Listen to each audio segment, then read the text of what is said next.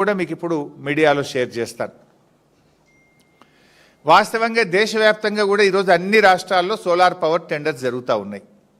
Per megawatt ఎంత జరుగుతుంది?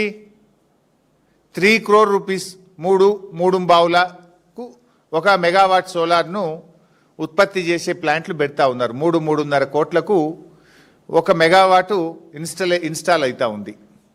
అయితే అక్కడ ఇంకా భూమి కూడా వాళ్ళదే, ఇక్కడ భూమి సింగరేందే, ఇక్కడ భూమి కూడా పెట్టడానికి లేదు భారం, భూమి సింగరేందే. 3 కోట్లకే పెడతారు దేశవ్యాప్తంగా భూమి ఇస్తే. ఇవాళ మహారాష్ట్ర, కర్ణాటక దేశమంతా కూడా సోలార్ పవర్ టెండర్స్ జరుగుతూ ఉన్నాయి.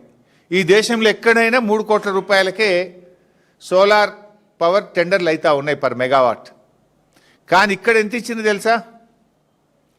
ఇక్కడ 5,04,00,000 రూపాయలు పర్ మెగావాట్ ఇచ్చారు. భూమి ఇచ్చి 107 మెగావాట్లకు 540 కోట్ల రూపాయలకి ఈ టెండర్ను కట్టబెట్టారు. అంటే 5,04,00,000 రూపీస్ పర్ మెగావాట్ రాష్ట్ర ప్రభుత్వం సింగరేణి ఆ కాంట్రాక్టర్కు చెల్లించబోతుంది. ఈ భారతదేశంలో ఎక్కడ సోలార్ పవర్ టెండర్ చూసినా 3 నుంచి 3,10,00,000 రూపాయలు, 3,20,00,000కే పర్ మెగావాటు సోలార్ పవర్ ఉత్పత్తికి ఖర్చు అవుతూ ఉంది. మరి ఇక్కడ మీరు 5,04,00,000 రూపాయలు ఇచ్చారు.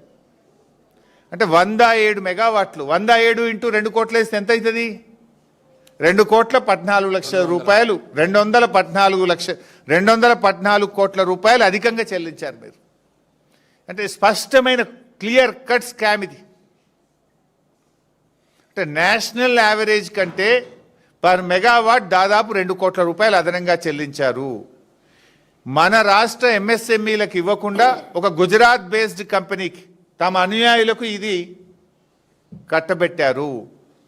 ఎంఎస్ఎంఈలకు అవకాశం వస్తే ఇక్కడ ఉద్యోగ అవకాశాలు వస్తాయి, రాష్ట్రానికి ట్యాక్స్ వస్తుంది, ఇక్కడ వ్యాపారం అభివృద్ధి జరుగుతుంది.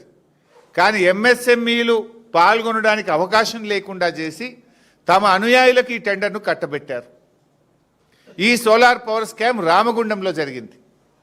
ఇది number 1. Number 2 solar power scam, ఇందులో ఇంకోటి కూడా ఉంది. అది 67 మెగావాట్ల ప్లాంట్. అది ఈ 67 మెగావాట్లు అయితే ఎంతకి ఇచ్చింది తెలుసా? 480 కోట్ల రూపాయలకు కట్టగట్టిండ్రు. దాదాపు 7 crore రూపీస్ పర్ మెగావాట్, 7 కోట్ల రూపాయలు ఒక మెగావాట్ కట్టబెట్టినారు. ఇది నేషనల్ యావరేజ్ కంటే డబుల్. అక్కడ ఇక్కడ అదే స్కామ్, మోడస్ ఆపరెండి సేమ్. ఏంటిది? Site visit certificate. Site visit సర్టిఫికెట్లు నిబంధనలు మార్చడం, తమ అనుయాయులకు కట్టబెట్టడం. ఆడో 250 కోట్లు, ఈడో 250 కోట్లు, నేరుగా 500 కోట్ల రూపాయలు చేతులు మారినాయి. 500 కోట్ల రూపాయలు అదనపు చెల్లింపులు జరిగినాయి. ఇంకా O&M వేరే, పవర్ పర్చేస్ అదంతా వేరే ఉన్నది, పవర్ పర్చేస్ దాంట్లో వేరే ఉన్నది ఇంకా కథ. ఇది కేవలం ఇన్స్టలేషన్లోనే 500 కోట్లు అదనంగా చెల్లించడం జరిగింది.